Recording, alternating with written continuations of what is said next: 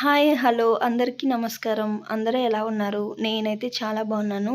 ఈరోజు ఈ వీడియోలో మా ఇంట్లో వరలక్ష్మి వ్రతాన్ని నేనెలా చేసుకున్నాను, ఏ ఏ రకాల ప్రసాదాలు చేశాను, ఏ టైంలోపు పూజ అన్నది కంప్లీట్ చేశాను అన్నది ఈ వీడియోలో చూపిస్తాను. అలాగే ఈ క్లిప్స్ అన్నవి ముందు వీడియో వెండి ముందు రోజు ఏ ప్లానింగ్ చేసుకున్నాను అన్నది ఈ క్లిప్స్ యాడ్ చేశాను. దీని లింక్ అన్నది డిస్క్రిప్షన్‌లో ఇస్తాను. కావాలంటే చెక్ చేయండి. ఇంకా పూజ రోజు మార్నింగ్ 4:00కి లెగిచాను. లెగిచిన తర్వాత ముందైతే ఫ్రెష్ అప్ అయిపోయాను. ఫ్రెష్ అప్ అయిపోయిన తర్వాత ఒక చిన్న వెండి బౌల్ అలాగే చిన్న వెండి కుంకుమ భరణి తీసుకున్నాను. అందులోకి కొంచెం పసుపు వేసి పసుపులో నీళ్ళు వేసుకున్నాను. అలాగే ఇంకొక కుంకుమ భరణిలోకి కుంకుమ వేసుకొని ఒక పక్కన పెట్టుకున్నాను. అయితే ముందు రోజే నేను అన్నీ క్లీన్ చేసుకొని పెట్టుకున్నాను అన్నాను కదా, దాని లింక్ అన్నది డిస్క్రిప్షన్లో ఇచ్చాను. అయితే ఆ రోజు నేను లక్ష్మీదేవి పటాన్ని తీసుకొని ఇంకా పసుపు కుంకాలతో బొట్లు పెట్టుకుంటున్నాను. అలాగే ఇంటి గుమ్మాలు 2 ఉన్నాయండి మాకు. ఇంటి గుమ్మం ఒకటి, ఇంకొక గుమ్మం వాకిలి సందులోకి వస్తుంది పెరట్లోకి. ఆ 2 గుమ్మానికి కూడా పసుపు రాసి బొట్టు పెట్టుకున్నాను. అలాగే స్టవ్ కూడా ముందు రోజే క్లీన్ చేసి పెట్టుకున్నాను కదా, దానికి కూడా పసుపు రాసి బొట్లు పెట్టుకుంటున్నాను.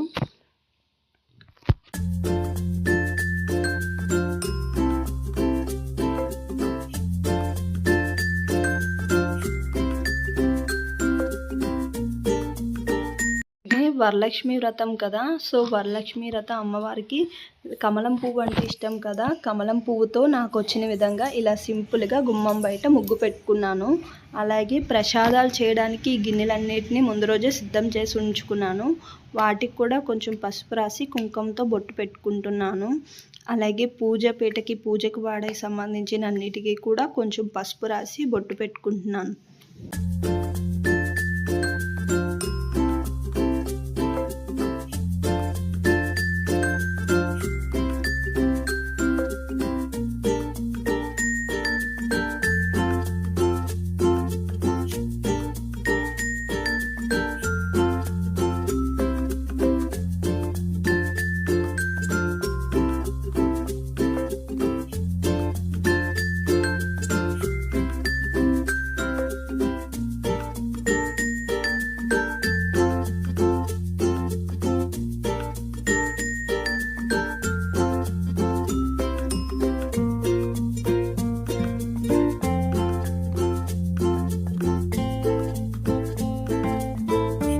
అలాగే మీరు నా ముందు ఈ వీడియో చూసినట్టయితే నాకు మామిడి కొమ్మలు అన్నవి ఎక్కడ దొరకలేదండి. నేను విజయనగరం నుంచి తెప్పించుకున్నాను. ఈ సింపుల్గా ఉండే మామిడి కొమ్మ తోరణం ఎలాగో ఇంట్లో ఉందని అది అలాగా మా దేవుడి గదికి పెట్టేసుకున్నాను. అలాగే ఇంకా పూజ కోసం ప్రసాదాలు స్టార్ట్ చేశాను. ముందుగా స్వీట్తో స్టార్ట్ చేద్దామని పరవన్నంకి పాలు పెట్టుకున్నాను.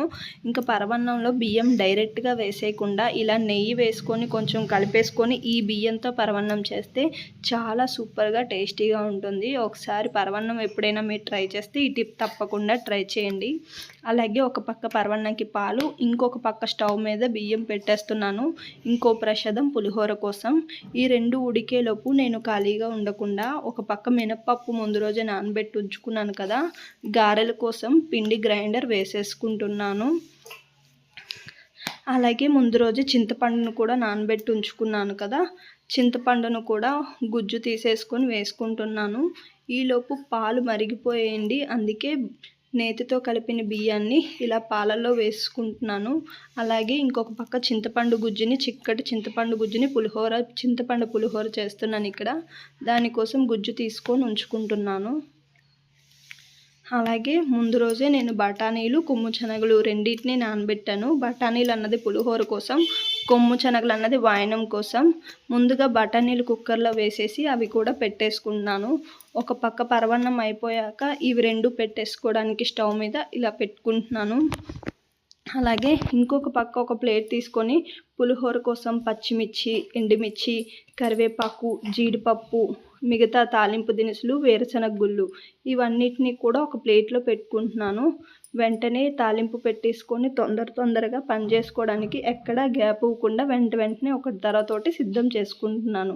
ఇవన్నీ చేసేలోపు మినపగారెల కోసం పిండి ఆడేసి ఉంచుకున్నాను కదా, గారెల పిండి అయిపోయింది. సగం పిండి ఇలా నేను గారెలు తీసుకున్నాను. మిగతా సగంలో కొంచెం నీళ్ళేసి ఇంకా పిండి తీసుకున్నాను. అన్నం ఉడికిపోయింది. దాన్ని కూడా ఒక పెద్ద పళ్ళెంలోకి వేసుకొని తీసుకున్నా. మిగతా పిండి అన్నది దేనికోసం అన్నది ఇడ్లీ పిండి నేను తర్వాత చెప్తాను.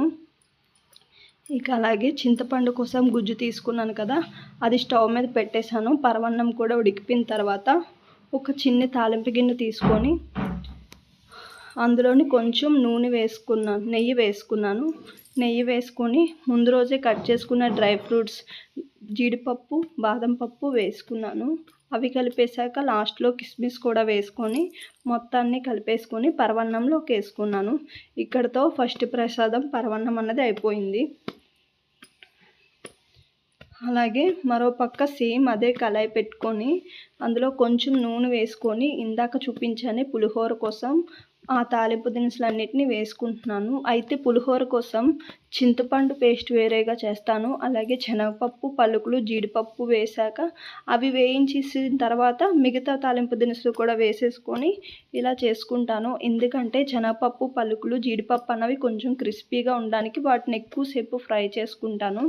ఇంకా అలాగే చింతపండులోని కొంచెం పసుపు, ఉప్పు రుచికి సరిపడా వేసుకొని ఆ పేస్ట్ అన్నంలో వేసాక ఈ డ్రై ఫ్రూట్స్ అలాగే కొంచెం తాలింపు దినుసులు కూడా వేసుకుంటే ఇక్కడితో రెండో ప్రసాదం పులిహోర అయిపోయింది. ముందుగానే బఠానీలు కూడా ఉడకబెట్టా కదా, అవి కూడా లాస్ట్లో వేసుకున్నా. ఇక్కడితో 2 ప్రసాదాలు పరవన్నం అలాగే పులిహోర కూడా కంప్లీట్ అయిపోయింది. ప్రసాదం గారెల కోసం పిండి అయితే కొంచెం గ్లాసుడు నీళ్ళు వేసినప్పటికీ పల్చగా అయిపోయింది. ఎప్పుడైనా గారెల కోసం ముద్ద అన్నది కొంచెం పల్చగా అయిపోతే గారెల పిండిలో కొంచెం బియ్యం పిండి వేసుకోండి. నేను బియ్యం పిండి వేసినప్పటికీ ఇంకా కొంచెం చేతికి అందినట్టు లేకపోతే ఇలాగ ఒక స్ట్రైనర్ మీద పిండి అన్నది వేసుకొని ఇంకా గారెలు వేసుకున్నాను. గారెలు లాస్ట్కి అయితే ఎలాగో ఒక విధంగా గారెలు కూడా చేసేసుకున్నాను. ఇంకా గారెల కోసం ఒక పక్క చేస్తూ ఉంటుంటే ఇంకో పక్క ఏమొచ్చి నేను పాకం గారెలు కూడా చేస్తున్నాను. దానికోసం వేరొక కళాయిలో 1 గ్లాస్ దాకా పంచదార, అర గ్లాస్ నీళ్ళు వేసుకొని చివరిలో కొంచెం యాలకుల పొడి వేసేసి పంచదార పాకం వచ్చిన తర్వాత గారెలు వేసేసుకున్నాను. ఇక్కడితో పాకం గారెలు కూడా కంప్లీట్ అయిపోయాయి. మూడో ప్రసాదంగా పాకం గారెలను పెట్టేసుకున్నాను. ఇప్పుడు వేరొక గిన్నెలో కొంచెం ఇడ్లీ నూక వేసుకుంటున్నాను. అలాగే ముందుగా వేరే ఇడ్లీ పిండి ఉంచుకున్నాను కదా చిన్న బేసన్లో, అది వేసేసుకొని రుచికి సరిపడా ఉప్పు వేసుకుంటున్నాను. ఇది దేనికోసం అంటే మాకు ఆనవాయితీగా ఉన్నదనమాట ఈ ప్రసాదం. ఆవిరి కుడుముల కోసం చిన్న గ్లాస్లోకి కొంచెం ఇడ్లీలా పెట్టుకుంటున్నాను. ఇక్కడితో 4వ ప్రసాదం ఆవిరి కుడుములు కూడా అయిపోయినట్టే. ఇది ఉడికితే ఇంకా 4వ ప్రసాదం కూడా అయిపోయినట్టే. ఇంకా గారెలు కూడా ఇంకొక పక్క అయిపోతూ ఉంటే నేను ఇక్కడ ఊరికే ఉండకుండా ఇవి ఉడికేలోపు నేను మిగతా ప్రసాదాలు కూడా చేసేసుకున్నాను. మిగతావంటే ఏం లేదు, కొమ్ము శనగలు వాయనంకి ఇస్తాం కదా అది, అలాగే గారెలు వేసేసాను. అలాగే ఇడ్లీకి ఆవిరి కుడుములు కూడా అయిపోయాయి. కోసం ఈ 5 రకాల ప్రసాదాలు చేసేసరికి టైం అయితే 7:15 అయిందండి. 7:15 అయిన తర్వాత తొందరగా ఇంకా ఫ్రెష్ అప్ అవ్వడానికి సారీ కట్టుకుంటున్నాను. ఎందుకంటే మా ఇద్దరు పిల్లలు లెగిస్తే ఇంకా పూజ చేయడం కొంచెం కష్టమైపోతుంది. చిన్నపిల్ల ఇంకా మంత్స్ బేబీ కదా, తను లెగిస్తే తను పూజ దగ్గరికి వచ్చేసి ఇబ్బంది పెడుతుంది. అందుకే తొందరగా ఫ్రెష్ అప్ అయిపోయి పూజ కంప్లీట్ చేసుకోవడంటున్నాను. 9 లోపు టార్గెట్ పెట్టుకున్న పూజ అయిపోవాలని. ఇంకా మంచిగా సారీ కట్టేసుకొని ఒక పూజ స్టార్ట్ చేశాను. ఇంకా పూజ విషయానికి వస్తే ఒక్కొక్కరి పూజా విధానం ఒక్కొక్కలా ఉంటుంది. మాకైతే కలశం లేకుండా పూజా విధానం ఎలా చేసుకోవాలన్నది నేను యూట్యూబ్లో చూసుకొని చేసుకున్నాను. చివరికి వ్రత కథ చదువుతున్నప్పటికీ మా చిన్న పాప లెగిసిపోయింది. ఇంకా తను వచ్చేసరికి ఏదో ఒక విధంగా కొంచెం కష్టపడి తన ఒళ్ళో పెట్టుకొని హారతి అయితే ఇచ్చేసాను. ఇక్కడితో నా పూజ అయితే కంప్లీట్ అయింది.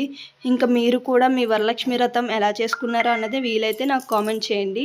నా వీడియో నచ్చితే లైక్ చేసి నా మిగతా వీడియోలు కూడా చూడండి. నచ్చితే తప్పకుండా లైక్ చేసి నా ఛానల్ని మాత్రం సబ్స్క్రైబ్ చేసుకోవడం మాత్రం మర్చిపోకండి. Thank you so much for watching my video.